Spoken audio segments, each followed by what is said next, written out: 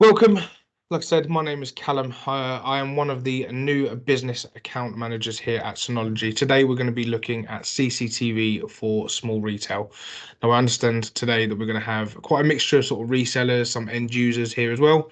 What I try to do is ensure that the webinar is easy to follow along.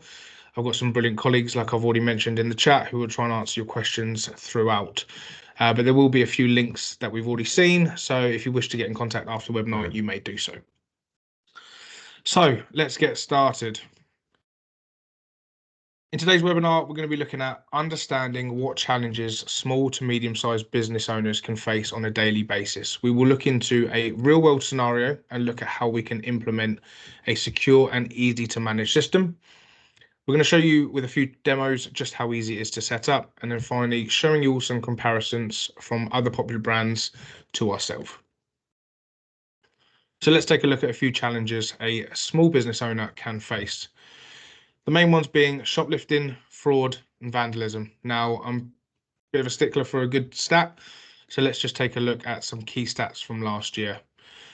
Now, reported shoplifting is actually up 25%, reported being the key word. Stats show that last year, more than 50% of shoplifting offences were closed with no suspect identified, while fewer than actually 15% led to a suspect being charged. 40% of all crime in England and Wales last year was a direct result of fraud. Now, over 1.2 billion was stolen in fraudulent activity. Moving on to vandalism. Vandalism isn't just spray painting graffiti or attempting to start fires. It covers a wider range of acts such as abuse and violence within the workplace. Now, last year, reported vandalism actually soared to over 1,000 reports a day in 2023. So what we'll do now is just take a look at a few of the Synology software and hardware that go into our ecosystem. We'll start with our VMS or video management system. Synology Surveillance Station is fully equipped with all the tools that you need to be able to access your cameras from anywhere, anytime.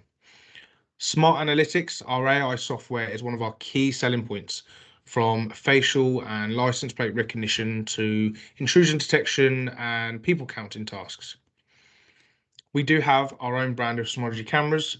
These all do feature AI surveillance stuff on board as well.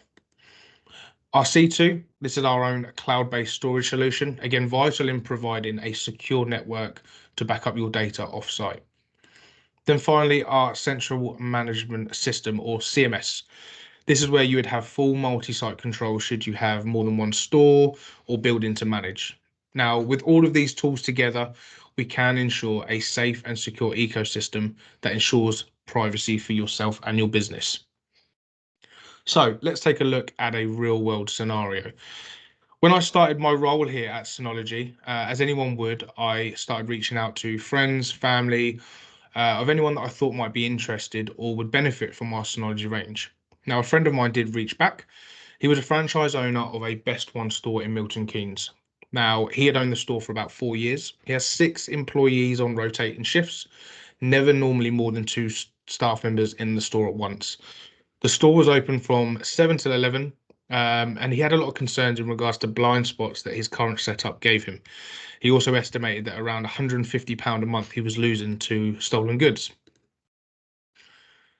So how did we approach a solution? We like to follow a simple 6-step structure. I don't know why I put that in. It's going to trip me up every time. So we looked at the existing structure that was already set up. We looked at his user and footage requirements. We looked at the environmental restrictions that we would face. We looked at then selecting the right kit for him. And then finally, we look at redundancy, making sure that everything that we've put in place is secure. So let's take a look at his existing structure. Here's the floor plan of the shop. Quite a nice, simple layout, quite a standard layout. He had 6 cameras, 4 in the corner, 1 behind the till, and 1 in the office in the back. He was using a Reolink RLC 511 cameras. I did do a check, and they are on our integration list, which was perfect. He was monitoring them through a standard 2 terabyte NVR behind the counter. It was attached to a small screen, giving him a live feed. This was only really giving him the ability to hold footage for about 14 days due to the size of the drives. All of this was connected through a really good business fiber internet connection through TalkTalk, which was great as well. But he showed me the camera positions. Now, he did explain that he did have concerns in regards to the four main blind spots within the shop, as you can see here from the till, the narrow aisles, and also the cold storage and rear hallway. So let's take a look at his user requirements. He had a few questions for me. One of his main worries that because he wasn't in the store 24/7, he wanted to be able to access his cameras from anywhere, but also be able to receive alerts and monitor the store on the go. Now, using one of our DVA units, meaning that his existing cameras he already had in place do now have the ability to run some of our AI functions seamlessly. The last thing was that space was a bit of a commodity behind the counter, so the owner wanted a solution to be able to monitor without the need of a bulky PC. So with all the options available that we had, we decided to go with the DVA 1622. One of the main selling points was that there was a HDMI port at the back, meaning that we really only needed a mouse, keyboard, and a small screen to have it up and running. Now, his footage requirements. I've said this 20 times, and that's the first time I've messed it up, so that's brilliant. He wanted 60 days of storage. He found out that it wasn't until the end of the month when he did stock checks and reorders, he was noticing how much was actually missing. Now, the rising cost of living was increasing massively. The need for more security within his shop definitely would benefit him. From his experience, he explained that without a clear facial image or sort of any sort of evidence, that he would struggle to get cooperation from local authorities. So the facial recognition software behind the tills would be essential. People counting software would help run his store more efficiently. Knowing the sort of foot traffic patterns and being able to put more staff in at busy times and have more eyes in the store is a huge bonus. And then finally, when the shop is closed, having all the cameras be able to switch to motion detection and having alerts on his phone give him a lot more confidence knowing that his shop's safer when he's not there. Now, the environmental restrictions were quite minimal, but definitely something to look at. So having a good business fiber internet connection, well, I say more importantly, a strong business grade router was great.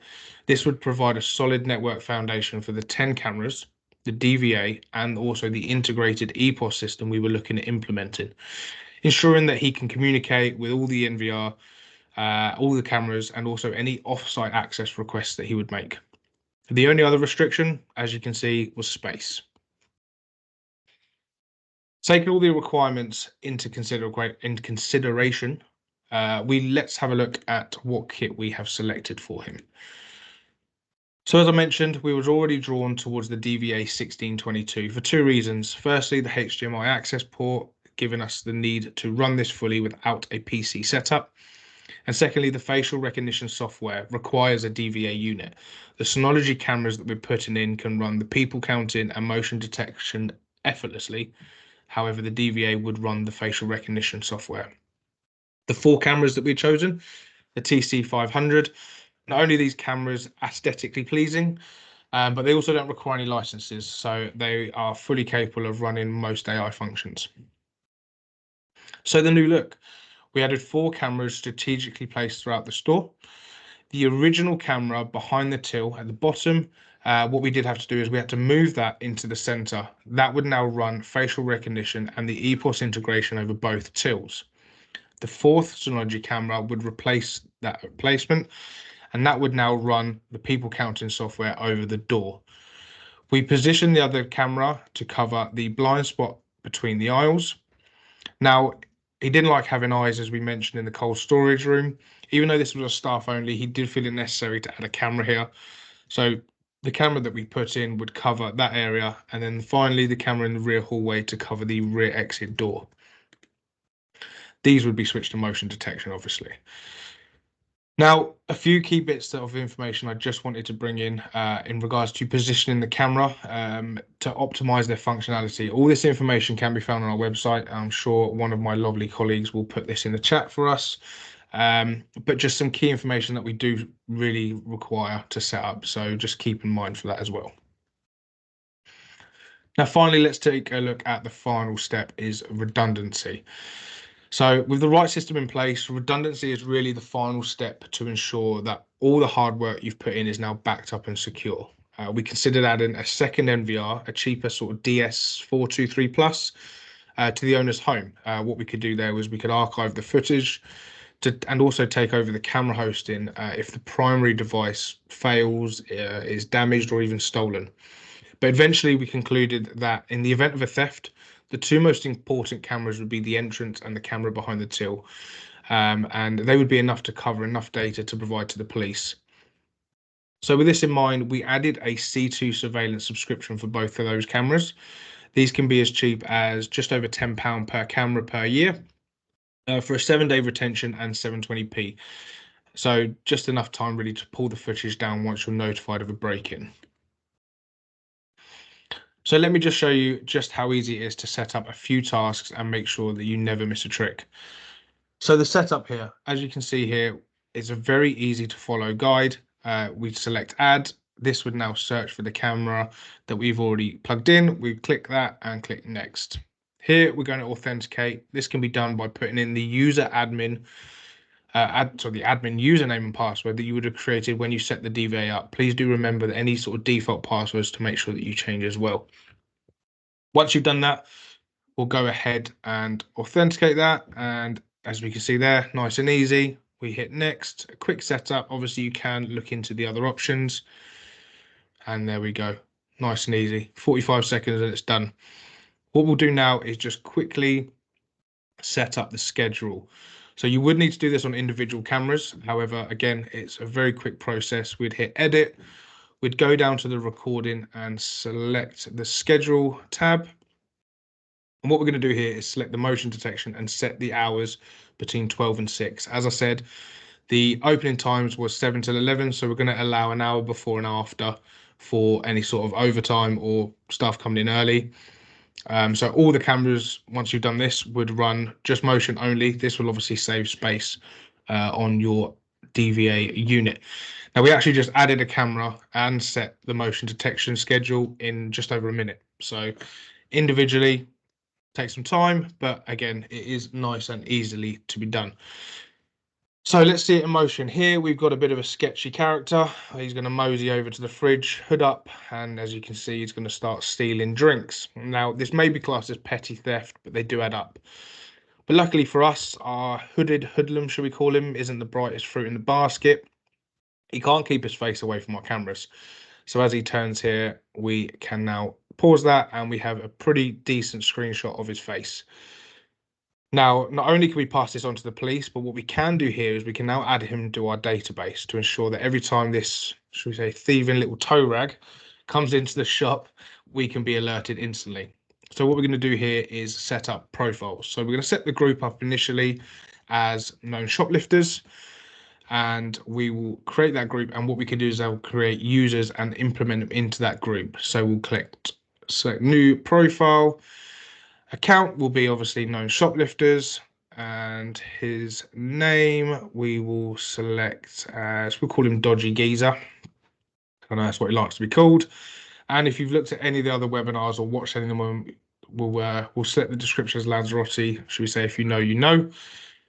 Now, the picture that we took, obviously, all we've got to do is simply copy and paste that. This little alert here is just to say that because it was quite a dull image, just to obviously be aware.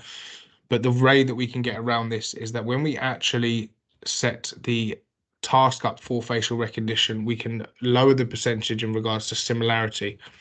So it's very easily done. As you can see there, we're just going to set that up. So the task name is usually the area monitoring. So we're going to monitor the fridge. We're going to select the camera and hit next. We're now going to add the group. So we'll start to build up a database of this, but today we're just going to add the known shoplifters to the group. And here we select next. And so the similarity, like I mentioned, is defaulted to 80%. But what we'll do is we'll drop that down to 75%. 75% is perfectly fine. And hit done. Now, we've just done all that in just over 2 minutes. So that's just proving just how quickly it can be done and easily it can be done. So let's take a look at this in action. As I said earlier, our sticky-fingered shoplifter isn't the brightest bulb in the lamp. He's returned, but as you can see, within seconds, our facial recognition software has picked him up. But hold on, is it a bird? Is it a plane? No, it's our friendly neighborhood super nerd, and he's come in to save the day thanks to our fantastic alert system. So as you can see here, very easily done and very easily solved. Now, obviously, we can't show you real transactional data from the store, but what hopefully this demo does capture is the potential for our EPOS integration system. So once configured, a camera can be paired with one or more tills and will display information that the till system records. So in this environment, you can see a lady in the background with a child purchasing some items and including beer. Questionable parenting maybe, but we move on. So in this scenario, the shop owner has been contacted by the police to say that the items were bought using a stolen card. What this demo is showing you just how easy it is to use our instant search footage to now search for this video perfectly. With a real till solution, you can actually recover footage from anything like transaction IDs to payment card numbers, and use all this data to generate alerts and events for high value purchases. In this case, obviously, we're simply just using an instant search for keywords, but there's many different ways that this can work. And it's quickly found the footage. So that was really beneficial as well. So let's go into some comparisons to show that really the proof is in the pudding. So looking at it more closely, cost is the main incentive here to go with sort of traditional NVRs that you find on the market nowadays. However, there are a lot of things to consider the big picture to avoid any hidden costs. So camera locks with Synology, what you can do, we have over 8,300 cameras that we can integrate with. Reolink, obviously, as we described, is one. A better reliability, tech and support with Synology. Your business has data to manage as well, sort of marketing, websites, orders. So a Synology DVA is not just an NVR, it's also a NAS. And what you can do is obviously you can use that to back up data and keep it secure, which is obviously going to be beneficial as an all-in-one system. Now, cloud-based CCTV can also be tempting. The ease of deployment, no sort of digital footprint or no footprint on premises even. But as we've seen, long-term costs can potentially be quite high as well here. And other things to consider can be hidden, sort of in small print and things like that. So bad internet connection would result in obviously your CCTV being at risk of failure and not being secure. Some smart analytics like AI technology usually aren't included in cloud-based solutions, and definitely integration with sort of POS systems definitely become a problem. So here's just a quick comparison. On first look, obviously our DVA and hard drive units are a tad more expensive. Now, as we have already established, the DVA is not just an NVR, but also a network application server. So this is easily sort of how it can handle day-to-day file storage as well as working on storage for the cameras. Now, actually, on the cameras, this shows that we only needed 4. As we've explained, we can fully integrate with the Reolink cameras that is already in place. Unfortunately, with a competitor, they can't, so they would have to install 10 new cameras. Again, a massive increase in cost here. Now, we spoke about the C2 cloud-based storage. For the 2 main cameras, our competitor here is a cloud-based business. And as you can imagine, relying solely on Wi-Fi to run your cameras daily may give some of you small to medium-sized business owners sort of mild panic attacks. But what we can see is really in the costing as well. So the initial cost, but then moving on year 2, and this would continue year 3, year 4, the cost would continue to be higher along the way. So coming towards the end here, there's a few bits of information obviously I'd like to make you aware. Please don't forget you can inquire about our test and buy schemes. More information can definitely be found on our website and again in chat if you have any further questions. These can be done for up to 30 days. Please do get in contact if you wish to find out more information about them. So what's new in 2024? We'll have a sneak peek into what is up and coming. Please do keep a lookout for future webinars to get more information, but please do remember, don't say anything because it is a secret. I'm not going to do spoiler alerts. Now here's how to get in touch. The webinar will be uploaded sort of within 24 hours or so onto YouTube. So if you have missed anything or want to check it out again, please do. Please don't forget to drop a like and a follow on our YouTube channel. That would definitely help massively for future as well.